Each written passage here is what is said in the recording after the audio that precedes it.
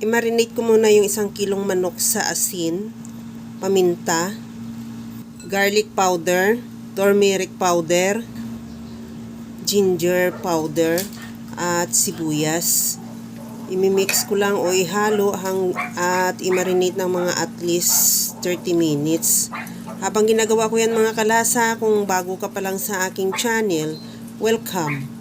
At huwag kalimutan mag-subscribe at i-click ang bell button para sa mga notification. At kung dati ka pa, welcome back at i-follow mo na rin ako sa aking Facebook page Lasang Pilipina. Sa kawali naman, magpainit na ako ng mantika at igisa ko na rin yung luya. Ihalo lang hanggang sa maglabas ng aroma yung luya at isunod ko na rin yung bawang.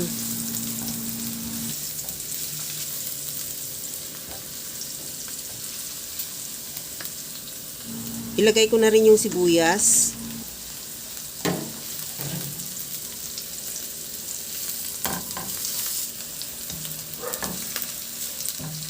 Okay na itong sibuyas. Ilagay ko na yung binabad nating manok. Igisa lang na mabuti yung manok hanggang sa magiba na ang kulay. At hindi ako maglagay dyan ng tubig. Dahil alam naman natin na nagtutubig yung manok. Lutuin natin siya sa sarili niyang sabaw o sa sarili niyang tubig.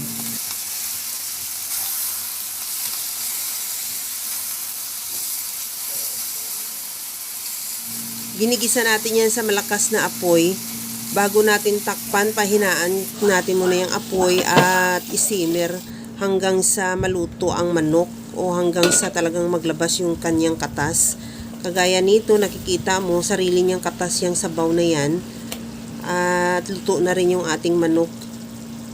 Kunting halo lang hanggang sa makita lang natin na medyo mag-reduce pa yung sabaw niya. Tikman ko na rin kung okay na yung timpla niya. Maglagay ako ng liquid seasoning. Kahit anong seasoning available sa'yo pwede. Pwede yung granules o yung cubes.